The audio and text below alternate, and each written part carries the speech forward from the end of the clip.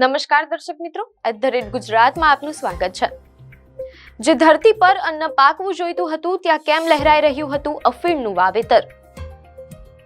કચ્છની રણધરતી પર અચાનક અફીણ અને ગાંજાની ખેતી કેવી રીતે લહેરાવા લાગી હતી। પાંડી બ્રદર્સથી લઈને સરહદી કચ્છ સુધી નશાના નેટવર્કને તોડવામાં ગૃહ વિભાગને જાણો કેવી રીતે મળી મોટી સફળતા।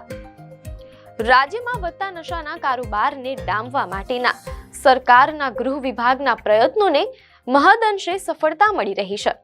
જે રીતે ધીમે ધીમે યુવા વર્ગની નસે નસમાં નશીલા પદાર્થો પહોંચાડવા માટે આંતરરાજ્ય અને આંતરરાષ્ટ્રીય ગેંગ ગુજરાતના અલગ અલગ વિસ્તારોને ટાર્ગેટ કરી રહી છે, ત્યારે આ પ્રકારના આંતરરાજ્ય રેકેટના મુખ્ય સૂત્રધારોને નિષ્ફળ બનાવવામાં ગૃહ વિભાગના જાબાઝ પોલીસ કર્મીઓને સફળતા મળી છે।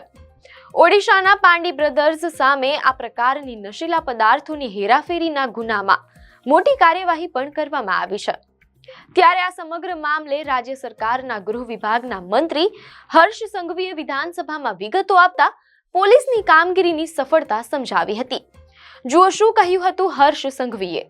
એક તરફ રાજ્ય સરકારના ગૃહ વિભાગ નશાના કારોબારને સંપૂર્ણ રીતે નેસ્તનાબૂદ કરવા માટે કમર કસી રહ્યું છે, તેવામાં ગુજરાતના સરહદી જિલ્લા કચ્છમાંથી પોષ ડોડાના વાવેતરનું મોટું કૌભાંડ સામે આવ્યું છે।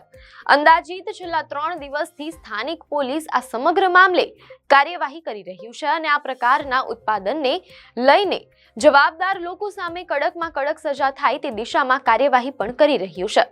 મહત્વનું છે કે વિપક્ષ અને સત્તા પક્ષના આક્ષેપો નશાના કારોબારને લઈને સામસામે હંમેશા થતા રહ્યા છે, પરંતુ ગુજરાતના કિસાનોના વિચારોમાં નશાનો કારોબાર હોય તે વાત ક્યારેય સ્વીકારી શકાય નહીં। અમારું સ્પષ્ટ માનવું છે કે આ પ્રકારની ખેતી કરતા વ્યક્તિઓ એ ખેડૂત નહીં પરંતુ દેશમાં જ રહેતા દેશના દુશ્મનો કરતા ઓછા નથી। મીડિયા અહેવાલો મુજબ કચ્છના રાપર તાલુકાના ભીમાસર ગામની સીમમાં Bhuj border range cyber cell અને સ્થાનિક પોલીસે સંયુક્ત દરોડો પાડીને ગેરકાયદેસર નશાની ખેતીનું મોટું રેકેટ ઝડપી પાડ્યું છે। બાતમીના આધારે કરવામાં આવેલી આ કાર્યવાહીમાં અંદાજે 2 એકર જમીન પર લહેરાતા અફીણ એટલે કે પોષ ડોડા અને ગાંજાના વાવેતરનો પર્દાફાશ થયો છે, જેને જોઈને પોલીસ અધિકારીઓ પણ સ્તબ્ધ થઈ ગયા હતા। પોલીસે સ્થળ પરથી અફીણના છોડનો મોટો જથ્થો જપ્ત કર્યો છે અને આ ગુનાહિત પ્રવૃત્તિમાં સામેલ 3 શખ્સોની ધરપકડ કરી તેમને જેલ હવાલે કર્યા છે તેમ અહેવાલોમાં જાણવા મળેલ છે। હાલ પોલીસ એ દિશામાં તપાસ તેજ કરી રહી છે કે આ ગેરકાયદેસર ખેતી ક્યારથી ચાલતી હતી અને તેનું વેચાણ કયા સ્થળોએ થવાનું હતું। કચ્છને નશામુક્ત રાખવા માટે પોલીસની આ કામગીરીની સર્વત્ર પ્રશંસા થઈ રહી છે। રાજ્ય સરકારે છેલ્લા 1 વર્ષ દરમિયાન કરેલી કાર્યવાહીની વિગતો પણ વિધાનસભામાં ગૃહમંત્રીએ આપી હતી અને કહ્યું હતું કે રાજ્યમાં નશાના વેપાર કરતા કેટલા લોકો સામે ફરિયાદ થઈ છે। સાંભળો તેમને શું કહ્યું હતું। એક વાત સમજવાની જરૂર છે કે નશાના પદાર્થોનું ઉત્પાદન કરી તેને નશાના બંધાણી સુધી પહોંચાડનારા સફળ કેમ છે।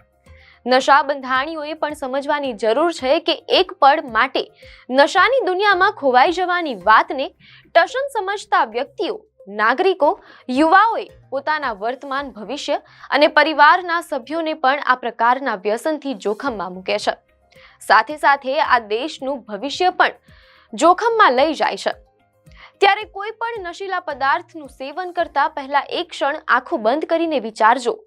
જો તમે નશાથી દૂર રહેશો તો તમારું ભવિષ્ય સુરક્ષિત રહેશે, પરંતુ જો આ રસ્તે આગળ વધશો તો એ દિવસ દૂર નથી જ્યારે તમે તમારું હર્યું ભર્યું જીવન અને પરિવારની ખુશીઓ જાતે જ બરબાદ કરી નાખશો। માટે આનાથી દૂર રહી સ્વસ્થ રહો, મસ્ત રહો। આપને માહિતી સારી લાગી હોય તો વિડીયોને લાઈક અને શેર કરજો, ચેનલને સબસ્ક્રાઇબ કરજો।